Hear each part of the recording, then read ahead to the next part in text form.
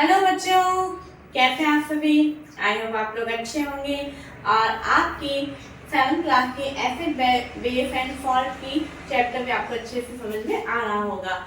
मैं ये बताना चाहती हूँ कि अगर आप इस चैनल पे पहली बार विजिट कर रहे हैं तो मैं आपसे कहना चाहूँगी कि शिक्षिता साइंस पॉइंट आपके सामने क्लास 6, 7, 8 के साइंस के चैप्टर वाइज वीडियो लेकर आता है। और अगर आपको पहले के चैप्टर्स देखने हैं तो आप प्लेलिस्ट में जाइए, वहां पे आपको चैप्टर वाइज और पार्ट वाइज आपको अलग अलग वीडियोस मिल जाएंगी। ओके, और अगर आप नए हैं तो प्लीज आप इस चैनल को सब्सक्राइब करिए ताकि आपको आने वाले नोटिफिकेशंस मिल जाए। ठीक है, तो बिना टाइम वेस्ट करें आज इस चैप्टर का लास्ट वीडियो हम स्टार्ट करते हैं। ओके, आज का हमारा टॉपिक है बच्चों न्यूट्रलाइजेशन। क्या है? न्यूट्रलाइजेशन है, जिसको हिंदी में हम क्या बोलते हैं? उदासीनीकरण बोलते हैं। आपको ध्यान है तो सॉरी, 3 तरीके के सॉल्यूशन के बारे में हमने देखा था, एसिड, बेस एंड सॉल्ट। ठीक है, सॉल्ट क्या थे? न्यूट्रल थे। न्यूट्रल क्यों? क्योंकि वो उदासीन प्रकृति को शो करते थे। तो वो न्यूट्रल क्या होता है, न्यूट्रलाइजेशन क्या होता है, वो अभी हम पूरा अच्छे से डिटेल में समझने वाले हैं। ओके, अब देखिए, the reaction between an acid and a base is known as neutralization. यानी वो रिएक्शन, वो अभिक्रिया जिसके अंदर कोई भी एक एसिड और एक कोई भी बेस जब आपस में रिएक्ट करते हैं तो एक दूसरे को उदासीन कर देते हैं, मतलब दोनों एक दूसरे का इफेक्ट खत्म कर देते हैं। जैसे एसिड को हमने बेस में मिलाया तो एसिड जो है वो बेस का प्रभाव खत्म कर देंगे और जो बेस है वो एसिड का प्रभाव खत्म कर देंगे। दोनों एक दूसरे को के प्रभाव को खत्म कर देते हैं और वो एक न्यूट्रल सॉल्यूशन में बदल जाता है। ठीक है, और salt and water are produced in this process. और जब उन दोनों को ऐड करते हैं तो एक नया प्रोडक्ट मिलता है जिसको हम क्या बोलते हैं? Salt and water which the evolution of heat. और इस रिएक्शन के अंदर बहुत ज्यादा हीट भी डेवलप होती है, बहुत ज्यादा हीट का उत्पन्न होता है। तो देखिए, ये जो रिएक्शन लिखी है इसको एक तरीके से हम एक फॉर्मूले में लिख सकते हैं, एसिड प्लस बेस। अब यहाँ पे हम कोई सा भी एसिड ले सकते हैं, कोई भी बेस ले सकते हैं। ठीक है, तो एसिड प्लस बेस दोनों की रिएक्शन करवाए तो क्या बनेगा? हमेशा सॉल्ट बनेगा, वाटर बनेगा और इसके अंदर हीट इवॉल्व होगी। ओके, अब यहाँ पे हम एक एग्जांपल लेते हैं, HCl। HCl क्या है? Hydrochloric acid. NaOH यानी सोडियम हाइड्रोक्साइड। सोडियम हाइड्रोक्साइड क्या? एक बेस है और हाइड्रोक्लोरिक एसिड एक एसिड। जब इन दोनों की रिएक्शन करवाते हैं तो सोडियम क्लोराइड बनता है और वाटर बनता है और साथ में हीट निकलती है। सोडियम क्लोराइड जो है इसको हम कॉमन सॉल्ट भी बोलते हैं। क्या बोलते हैं? कॉमन सॉल्ट भी बोलते हैं। ठीक है, आई होप आपको ये समझ में आ रहा होगा, है ना। सॉल्ट जो है may be acidic, basic and neutral. Salt acidic भी हो सकता है, बेसिक भी हो सकता है और न्यूट्रल भी हो सकता है। तो आपके एग्जाम में जैसे आता है कि describe neutralization reaction with an example. Okay, तो आपको ये न्यूट्रलाइजेशन रिएक्शन की पूरी डेफिनेशन लिखनी है। आप इसका एक फॉर्मूला भी लिख सकते हैं और इसके साथ में आप ये एक एग्जांपल भी लिखेंगे। जब भी हम कोई फॉर्मूला लिखते हैं बच्चों तो आप इस तरह से बॉक्स में जब आप बंद करके लिखते हैं तो ये जो है एक हाईलाइट होता है आपको और टीचर को भी एक आपका प्रेजेंटेशन अच्छा लगेगा। ठीक है, अब देखिए, जैसे कि हमें ये पता करना है कि कौन सा सॉल्यूशन न्यूट्रल सॉल्यूशन है। ठीक है, क्या एसिड और बेस को जब हम ऐड करते हैं तो क्या वाकई में न्यूट्रलाइजेशन होता है, क्या वाकई में हमें एक सॉल्ट मिलता है? तो उसके पता करने के लिए, उसको ये एक्सपेरिमेंट करने के लिए हम एक सॉल्यूशन लेंगे काम में, वो है हमारा फिनोक्सिलिन। क्या लेंगे हम? फिनोक्सिलिन, और एक इंडिकेटर के रूप में भी काम में आता है। तो अगर आपसे पूछा जाए व्हाट इज फिनोक्सिलिन, तो it is a colourless solution. ये कलरलेस सॉल्यूशन होता है। ओके, अब देखिए, हम यहाँ पे एक थोड़ा सा एक्सपेरिमेंट करेंगे। 2 बीकर आपको नजर आ रहे हैं और 2 बीकर के अंदर हमने इनके अंदर क्या लिया है? हाफ इसको हमने वाटर से फिल किया है। ठीक है, अब हमें क्या करना है? सबसे पहले हमें एसिडिक सॉल्यूशन बनाना है और बेसिक सॉल्यूशन बनाना है। तो एसिडिक सॉल्यूशन बनाने के लिए हमें क्या करना पड़ेगा कि वाटर के अंदर मैंने कुछ हाइड्रोक्लोरिक एसिड की कुछ ड्रॉप इसके अंदर हम डालेंगे। ठीक है, तो ये कौन सा सॉल्यूशन बन गया? हमारा एसिडिक सॉल्यूशन बन गया। अब दूसरे बीकर में मैंने क्या किया है? हम एक बीकर में कुछ पानी लेंगे, पानी के साथ में हमने यहाँ पे सोडियम हाइड्रोक्साइड के कुछ टुकड़े डाले हैं और सोडियम हाइड्रोक्साइड इसके अंदर डालने के बाद जब हम इसको थोड़ी देर डिसॉल्व करते हैं तो ये हमारा क्या बन जाएगा? बेसिक सॉल्यूशन बन जाएगा। ठीक है, अब इसके आगे क्या करेंगे? कि जब ये एसिडिक सॉल्यूशन बन गया है और ये बेसिक सॉल्यूशन बन गया है, तो एसिडिक सॉल्यूशन में अब हम फिनोल्फ्थालीन की, जो कि फिनोल्फ्थालीन क्या है, कलरलेस सॉल्यूशन है, इस फिनोल्फ्थालीन का कोई भी कलर नहीं आता है। तो जब फिनोल्फ्थालीन सॉल्यूशन की जब हम कुछ ड्रॉप्स इसके अंदर एसिडिक सॉल्यूशन के अंदर डालेंगे, एसिडिक सॉल्यूशन के अंदर डालेंगे तो इसके अंदर कुछ भी कलर चेंज नहीं होता है। लेकिन जैसे ही हम बेस के अंदर डालते हैं ये फिनोल्फ्थालीन, तो इसका कलर कैसा हो जाता है, इसका कलर पिंक कलर हो जाता है।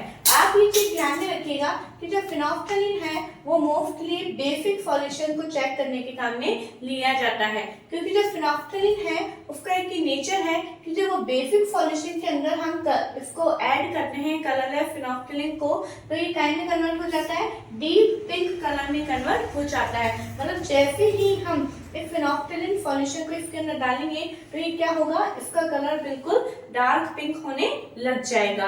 इट मींस क्या है, ये बेसिक सॉल्यूशन है और ये एसिडिक सॉल्यूशन है। अब क्या करना है हमें, ये हमारा ये बन गया है। अब इसके बाद में जैसे कि हम ये बीकर है हमारा, और हमारा ये जो इसके अंदर हमने ये जो बनाया है फिनोल्फ्थालीन डाल के, ठीक है, ये हमारा बिल्कुल अभी पिंक कलर है, मैं अलग से बना रही हूँ, ये अभी हमारा बिल्कुल पिंक कलर का सॉल्यूशन बन गया है। ठीक है, अब जब इसके अंदर हम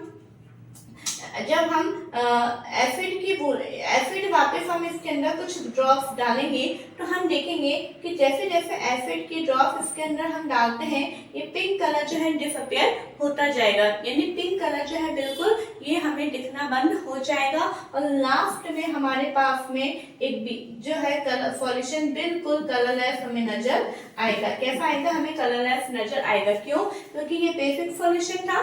ठीक है, बेसिक सॉल्यूशन के अंदर जैसे ही हमने एसिड की बूंदे डालते जा रहे हैं तो ये क्या हो रहा है, कलरलेस सॉल्यूशन बनता जा रहा है। और कलरलेस सॉल्यूशन की पहचान क्या है कि कलरलेस सॉल्यूशन जो है ये न्यूट्रल, एसिड और न्यूट्रल दोनों के अंदर ये कलरलेस कलर देता है। कौन, फिनोल्फ्थालीन। वापस बताना चाहूंगी कि जो फिनोल्फ्थालीन डालने के बाद में जो पिंक कलर हुआ था, ये पिंक कलर डिसअपियर हो जाएगा। क्यों हो जाएगा, क्योंकि जब हमने इस बेसिक सॉल्यूशन में एसिड की बूंदे डालते हैं तो ये क्या होता है, ये फिनोल्फ्थालीन कलर डिसअपियर हो जाएगा, क्योंकि एसिड इसमें जाते ही बेस को ये न्यूट्रल कर देती है और इसका बेसिक इफेक्ट खत्म हो जाता है। ठीक है, तो आई होप आपको ये प्रैक्टिकल समझ में आया होगा। तो मैंने आपकी सुविधा के लिए यहाँ पे अलग से लिख दिया है, इन बेसिक सॉल्यूशन कलरलेस फिनोल्फ्थालीन काय में कन्वर्ट हो जाता है, डीप पिंक कलर में, और एसिडिक और न्यूट्रल सॉल्यूशन में फिनोल्फ्थालीन काय में कन्वर्ट होता है, कलरलेस सॉल्यूशन में ये कन्वर्ट हो जाता है। ठीक है बच्चों, तो ये थी हमारी न्यूट्रलाइजेशन रिएक्शन। अब हमारा आता है टॉपिक न्यूट्रलाइजेशन रिएक्शन जो है हमारी रोजमर्रा के एवरीडे लाइफ में कहाँ काम में आता है। तो ये 4 फेजेस है उसके अंदर काम में आता है, जैसे कि इंडाइजेशन, आर्नबाइट, soil treatment, factory wastage. Okay, 4 जगह हमारे ये न्यूट्रलाइजेशन रिएक्शन को काम में लिया जाता है। इंडाइजेशन, अब देखिए मैंने इस तरीके से लिखा है और थोड़ा शॉर्ट में करके लिखा है, मेन पॉइंट को मैंने लिखा है ताकि आपको याद करने में आसानी हो। पूरी थ्योरी लिखने से आपकी शॉर्ट नोट्स नहीं बन पाएंगे और आप एग्जाम के चंद टाइम पहले जो है उसको पूरा करने का इतना टाइम होता नहीं है। ठीक है, तो मैंने शॉर्ट में लिखा है, आप भी इस तरीके से कॉपी में लिखिएगा ताकि आपको रिवाइज करने में हेल्प मिले। ठीक है बच्चों, अब देखिए इंडाइजेशन क्या होता है। आप जानते हैं हमारे स्टमक में कौन सा एसिड होता है, HCl। सेकंड चैप्टर में हमने पढ़ा है अच्छे से।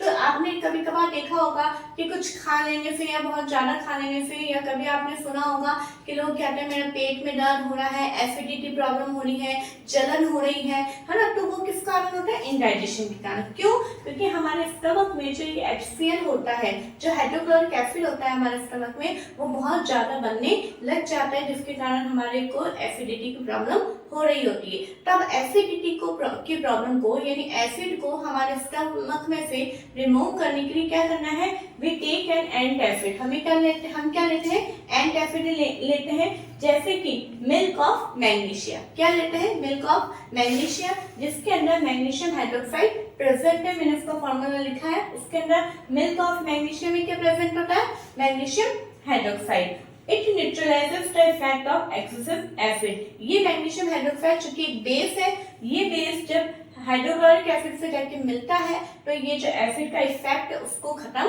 करता है। ओके बच्चों, अब आता है हमारा आंट बाइट, यानी जब चींटी हमारे को काट देती है कुछ भी, ठीक है, तो उसको हम कैसे ठीक करेंगे, एक inject acidic liquid forming acid. ये जब आंट हमारे को बाइट करती है तो ये हमारी स्किन के अंदर एक एसिड है उसको इंजेक्ट कर देती है, यानी छोड़ देती है। वो कौन सा एसिड है, फॉर्मिक एसिड। ओके, फिर acid neutralize by rubbing moist baking soda. अब ये जो एसिड यहाँ पर हो गया है उस एसिड को हमें रिमूव करना है, किसके द्वारा, बेकिंग सोडा होता है जिसका फॉर्मूला है सोडियम हाइड्रोजन कार्बोनेट। इसको सोडियम हाइड्रोजन कार्बोनेट भी बोलते हैं, मैंने इसका फॉर्मूला लिखा है। उसको जब हम यहाँ पे, जैसे फॉर एग्जांपल यहाँ पे आंट बाइट हो गया है तो यहाँ पे जब मैं उसको रबिंग करूंगी तो इसका जो एसिडिक इफेक्ट है वो न्यूट्रल हो जाएगा, ठीक है। और या फिर हम कैलामाइन सॉल्यूशन भी ले सकते हैं। कैलामाइन सॉल्यूशन के अंदर जिंक कार्बोनेट प्रेजेंट होता है। अब देख रहे हैं मैंने मेन चीजें लिखी है, ठीक है। अब आता है हमारा सॉइल ट्रीटमेंट, ठीक है। सॉइल ट्रीटमेंट यानी मिट्टी का उपचार। अब मिट्टी का उपचार कैसे होता है, आप सोचेंगे मिट्टी का भी उपचार होता है क्या, यस। जो हमारी सॉइल होती है वो क्या होता है, या तो बहुत ज्यादा एसिडिक हो जाती है या फिर बहुत ज्यादा बेसिक हो जाती है। तो प्लांट्स जो है बहुत ज्यादा एसिडिक और बहुत ज्यादा बेसिक सॉइल के अंदर अच्छे से ग्रोथ नहीं कर पाते हैं, जिसके कारण हमें जो सॉइल है उसको अच्छा उसका ट्रीटमेंट करना जरूरी होता है। तो सॉइल इज टू एसिडिक, जब बहुत ज्यादा एसिडिक है तब क्या करना है, इट इज ट्रीटेड विथ क्विकलैंड। तो इसको हम क्विकलैंड, जिसको कैल्शियम ऑक्साइड बोलते हैं, और इसका फॉर्मूला है CaO, या फिर फ्लैगलाइन जिसको कैल्शियम हाइड्रोक्साइड बोलते हैं, ठीक है, और इसका फॉर्मूला है CaOH का 12। ओके, ये सब जब मिलाते हैं तो एसिडिक इफेक्ट कम होता है। क्यों, क्योंकि कैल्शियम ऑक्साइड और ये फ्लैगलाइन दोनों क्या है, बेस है, और बेस जब एसिड के कांटेक्ट में आएंगे तो वो दोनों एक दूसरे को न्यूट्रल कर देंगे। ओके, और सॉइल इज टू बेसिक, जब सॉइल बहुत ज्यादा बेसिक होगी तो क्या करना है, organic matter added to it. Organic matter जो है हम उसमें ऐड कर देंगे और वो ऑर्गेनिक मैटर जो है release acid and neutralize the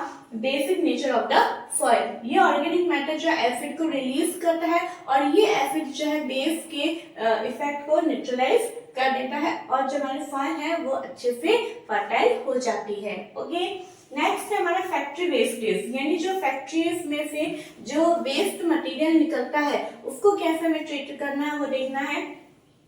factory wastage contain acid, जो फैक्ट्री का वेस्ट होता है उसके अंदर बहुत ज्यादा एसिड होता है। If they are allowed to flow water bodies, अगर हम इस वेस्टेज को वाटर बॉडीज यानी पॉन्ड, रिवर्स, इनके अंदर फ्लो कर देंगे तो जो उनके अंदर है ना, तो bodies the acid will kill fish etcetera.